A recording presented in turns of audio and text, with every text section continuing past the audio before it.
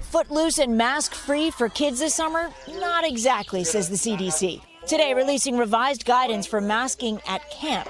The agency had said unvaccinated campers should wear masks inside and outside. Now slightly revising that to, in general, people do not need to wear masks when outdoors, whether they are vaccinated or not, unless they are in crowded outdoor settings or during activities that involve sustained close contact. With most campers under the age of 12 and not eligible for the vaccine yet, camps are left to decide for themselves what activities are safe, and the guidance is vague. One size does not fit all for each of these camps, and they're going to have to take into account the rates of vaccination among their staff and among their older campers. In New York, there was a mask requirement for summer camps until this week.